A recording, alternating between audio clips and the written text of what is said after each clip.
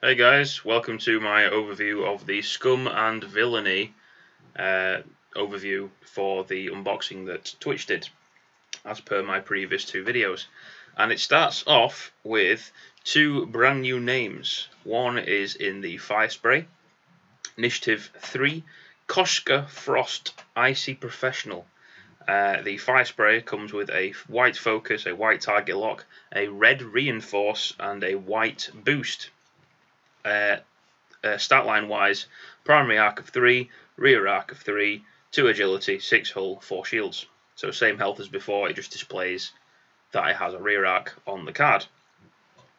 Koshka Frost's ability says, while you defend or perform an attack, if the enemy ship is stressed, you may reroll one of your dice. So if the enemy ship's panicking with a stress token, she gets Predator.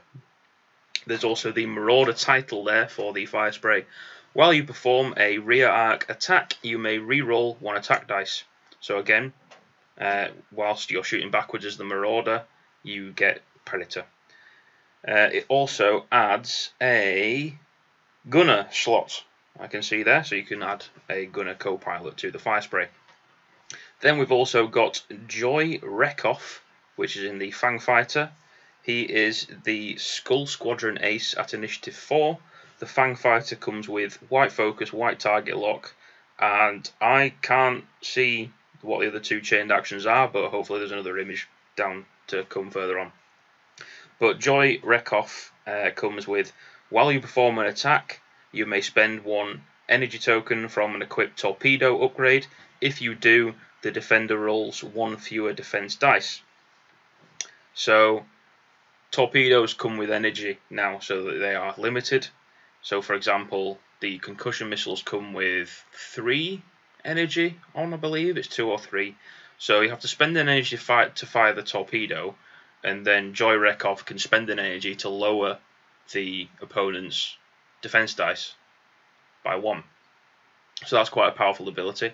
And then the Fang Fighter comes with the ship ability Concordia Face-Off. While you defend, if the attacker is if the attack range is 1 and you are in the attacker's primary arc, change one result to an evade. So that's the defensive capability of the Fang there. 3 attack, 3 agility, 4 hull. Next up, we've got the IGs. They're a little bit different now.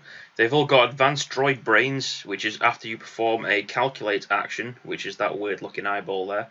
You gain 1 additional calculate token. So the IGs can calculate and then calculate again, basically. The IGs also come with a white evade, a white target lock, and a white boost.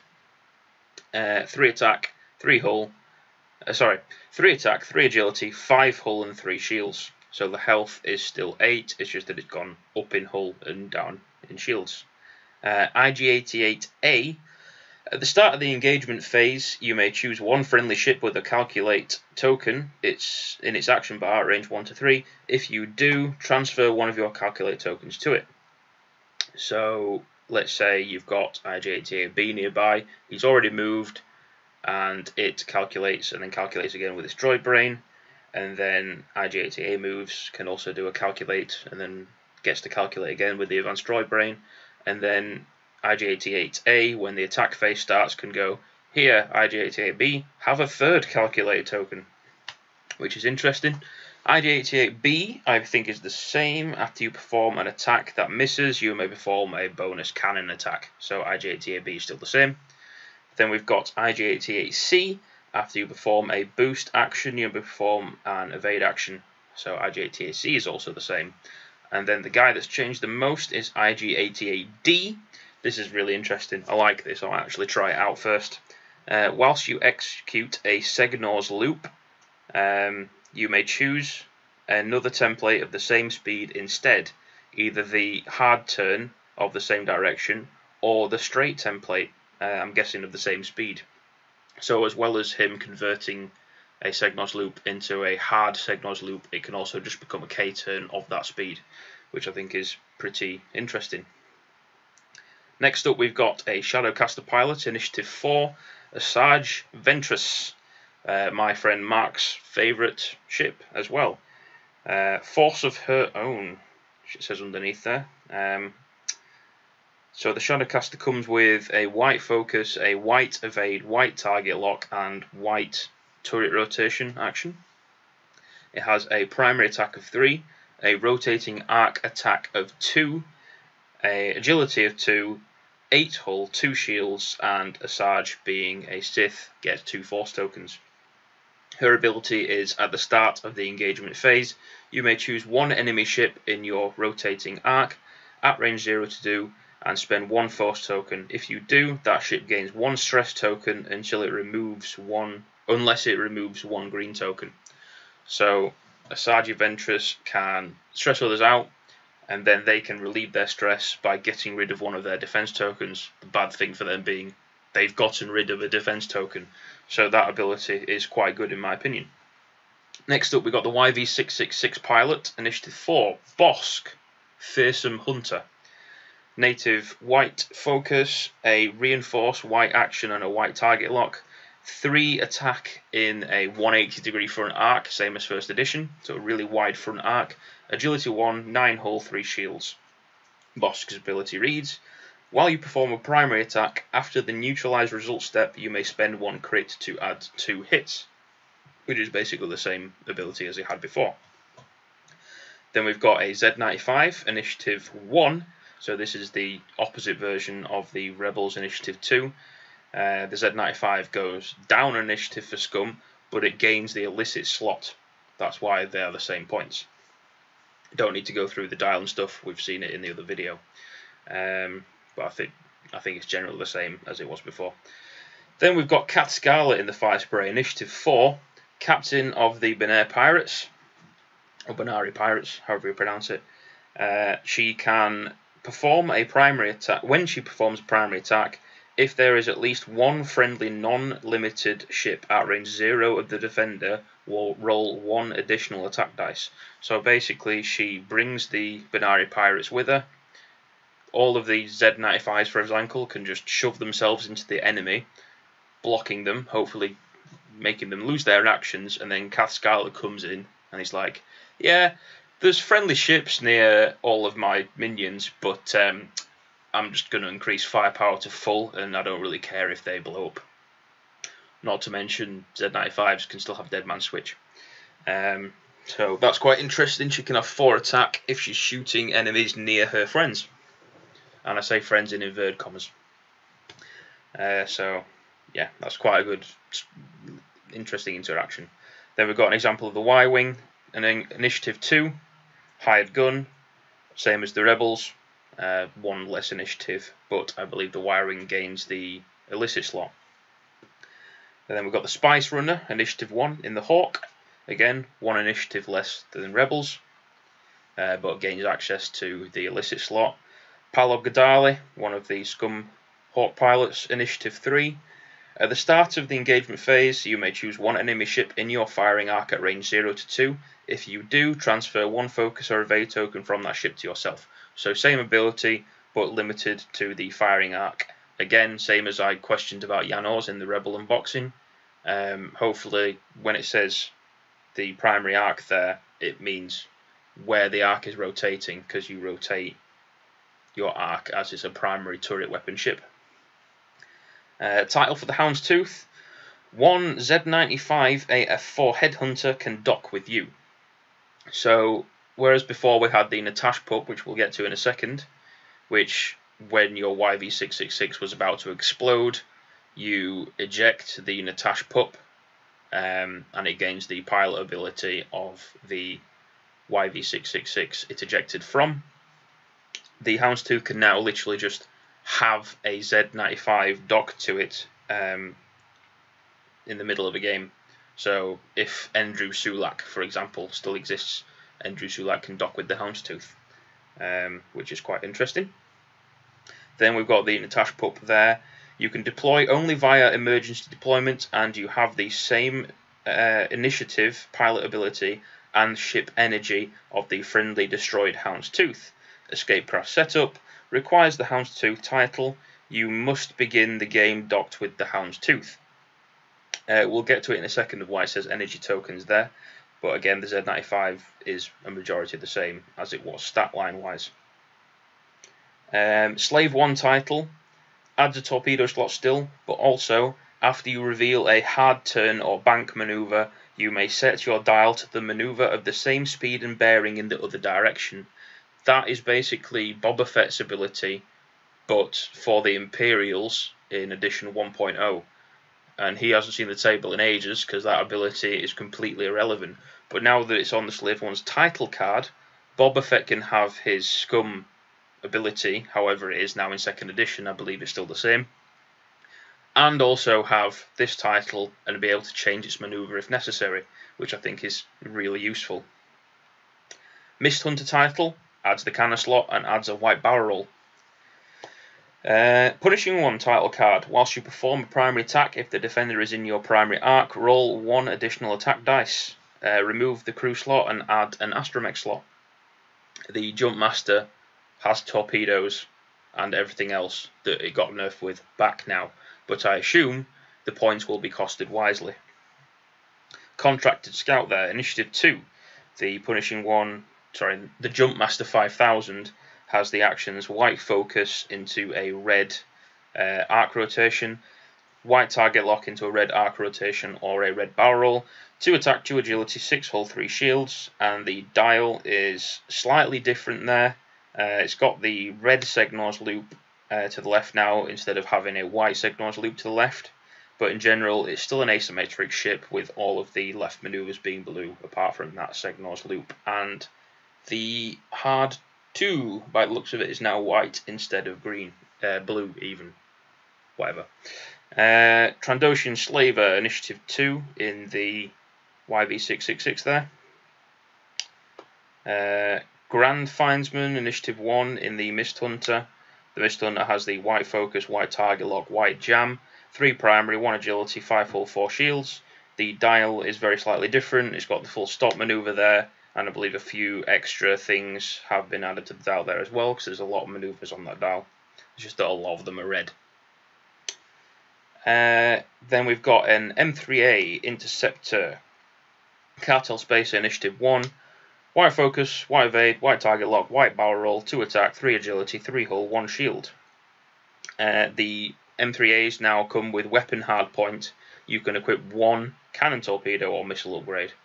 They've gotten rid of the version which came with the epic ship, where you lowered the points cost of the ship, and then every hit that is dealt to the ship is a crit. They decided that was basically just not used, so there's no point in having it. Now M3As just come with the ability on the card to equip a cannon torpedo or missile. Dial, I believe, is pretty much the same. Cartel Marauder Initiative 2 in the Karaks fighter. White focus, white target lock, white ball roll. The dial there has the 2 red Segnor's loop, as well as 4K turn. Otherwise, all the maneuvers I believe are still the same. Maybe the blue maneuvers are slightly different there. Talonbane Crowbar we get to look at, Initiative 5. Whilst you defend at attack range 3 or perform an attack at range 1, roll 1 additional die. So it's the same ability as before. Dial, well, I've just explained the dial. I was about to go through it again then, but I don't need to. One thing I will say is that equipment-wise, when you're upgrading the ship, you'll see it when the app's released, the Kihraxz fighter comes with 3 modification slots, so it's still a very customizable ship. So that's a good thing. Then we've got the Kimagila fighter. What did my friend Lee call these things? Raging Monkey or something. I can't remember. He can tell me. Dial, I believe, is a majority the same. I think they've given it maybe a couple of extra things there. It's got a white target lock, a white focus, a red barrel roll, and a white reload action. And the ship comes with the ship ability Dead to Rights. While you perform an attack, if the defender is in your bullseye arc, defense dice cannot be modified using green tokens, which is, I believe, the same ability as it has in first. Stat bar, 3 attack, 1 agility, 7 hull and 2 shields. So it's still a tank, it's just that it can't really turn around very well. But I'll definitely be testing it out, because dead to rights, if you practice with the ship and get it on target, and then it shoots something through its bullseye arc, you're basically just about guaranteed to damage it as long as you can roll accurately. Also, the Keem of Gila has been upgraded to a medium base, as you can see there. Example of one of the lower Shadowcaster pilots there, the Shadowport Hunter at Initiative 2. Then we've got a Star Viper. The Black Sun Enforcer comes in at Initiative 2. The Star Viper has a white focus, a white target lock, a white barrel roll into a red focus, or a white boost into a red focus. Dial, I don't believe has changed much. It's still got the red 3 signals. Stat line, 3 attack, 3 agility, 4 hull and 1 shield. I don't think that changed either. But it comes with micro thrusters.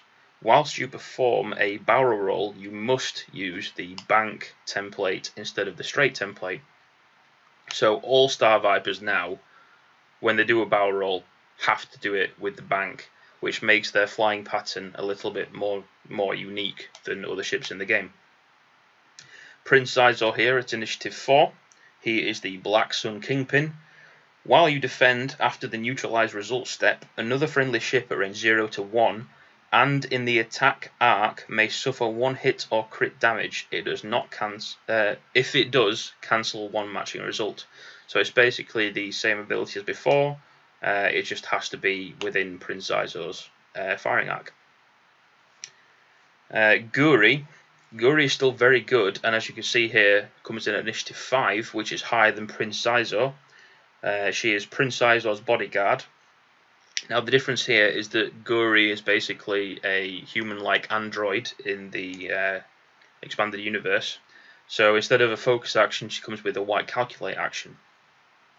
The difference here being with her ability at the start of the engagement phase, if there is at least 1 enemy ship at range 0 to 1, you may gain 1 focus token, same as before. So as long as she's getting stuck in, she can have a calculate action and a focus token from being nearby, which I think is quite nice. Example of one of the lower Fang fighters there, the Zealous Recruit at Initiative 1.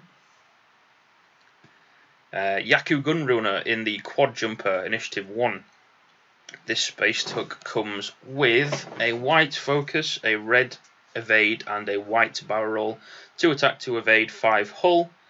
The reverse maneuvers have changed there, as you can see. It's still got the reverse banks, and then the reverse straight is now a red straight 2, so it can reverse very quickly and then follow that up with a blue 2 forward, so it can literally go backwards and forwards in the same space if it needs to.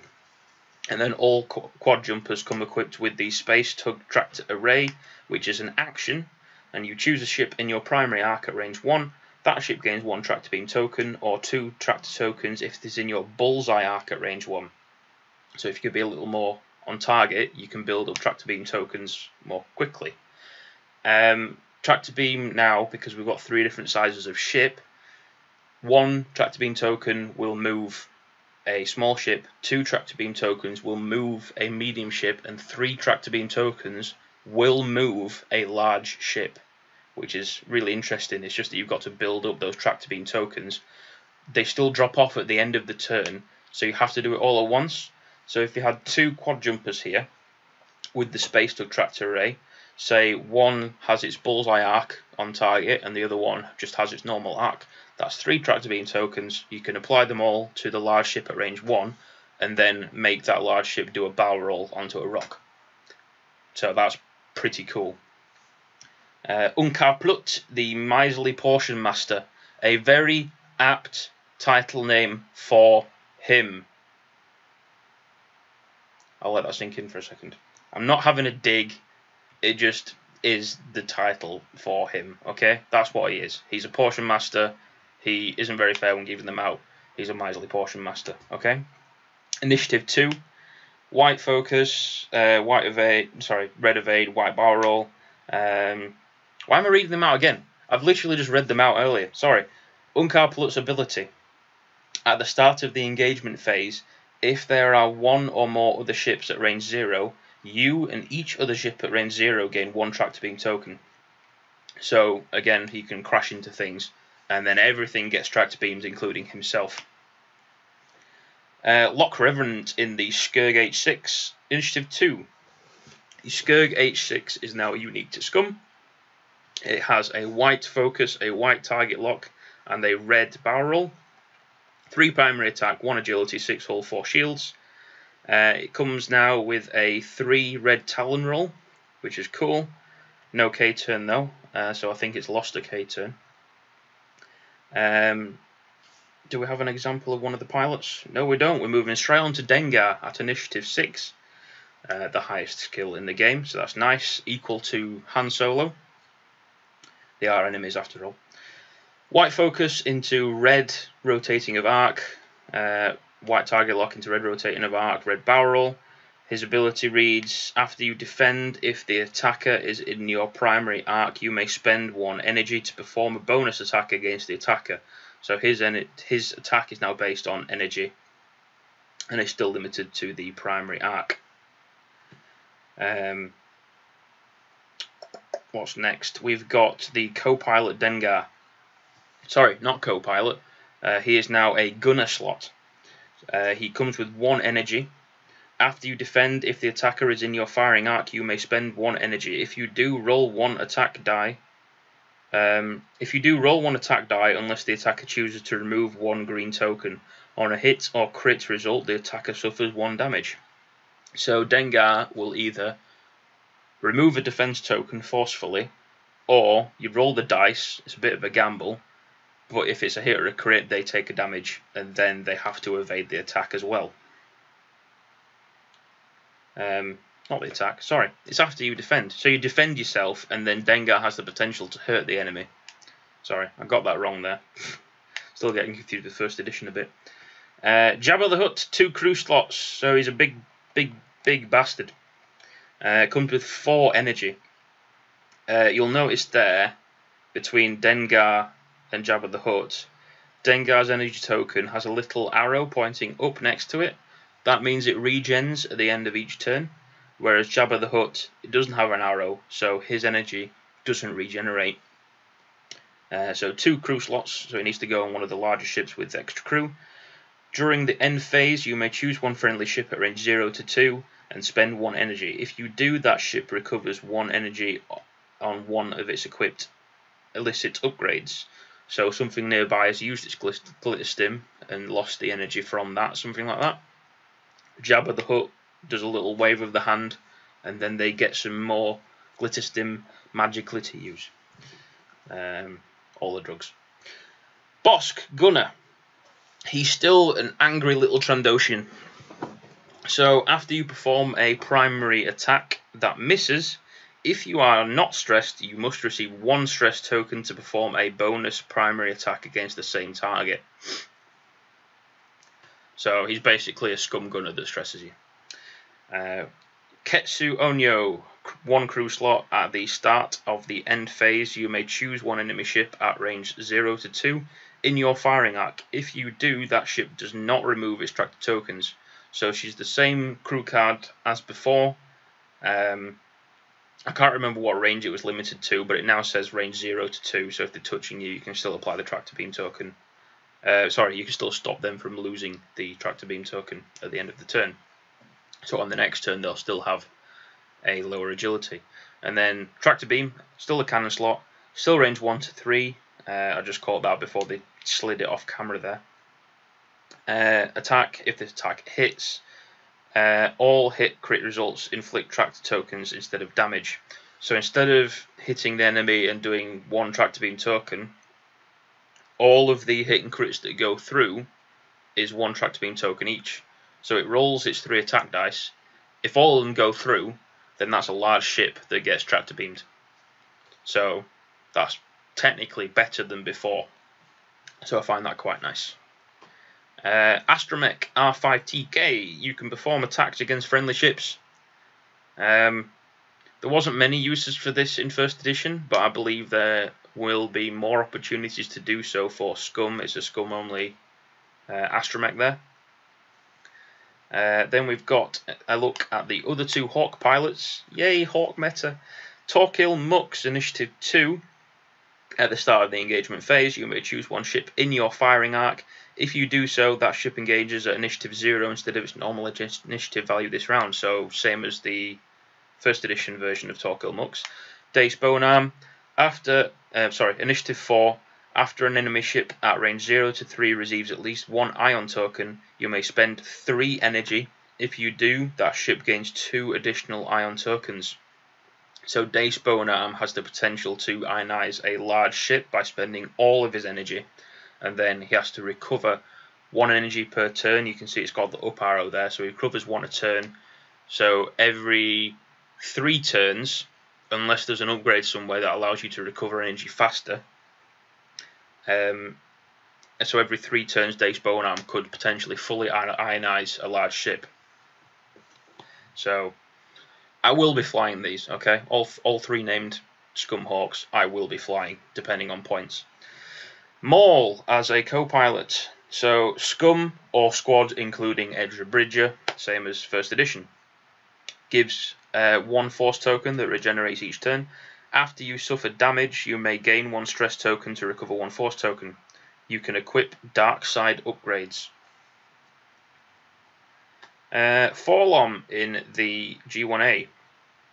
Reprogram Protocol Droid Initiative 3. After you fully execute a red maneuver, gain 1 calculate. At the start of the end phase, you may choose 1 ship at range 0 to 1. If you do, transfer 1 of your stress tokens to that ship. So same as before, it can pass on. Forlom can pass on its stress to other people, and then it can still be teamed up with Zuckuss as a crew card. While you perform an attack, if you are not stressed, you may choose 1 defense die and gain 1 stress token. If you do, the defender must reroll that die. So Forlom passes off his stress.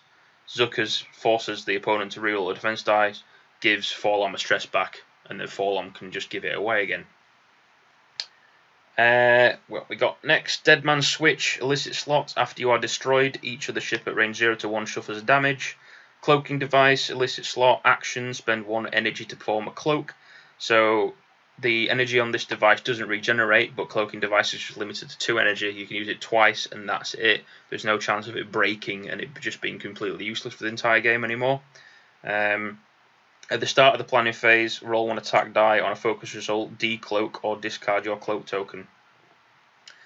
Alright, so that's the way it can potentially break now. You don't lose the card forever, it's just that you can accidentally decloak. And then finally, yep, this is the last card. This is hilarious. It's on the YV666, Moralo of Val. Initiative 4, if you would flee, i.e. purposely fly off the board, or accidentally, to be honest. If you would flee, you may spend an energy. If you do, place yourself in reserves instead. At the start of the next planning phase, place yourself within range 1 of the edge of the play area that you fled from. So technically, you can go off one corner and then come back on in the opposite corner within range 1 on the same side of the board. Basically, teleport.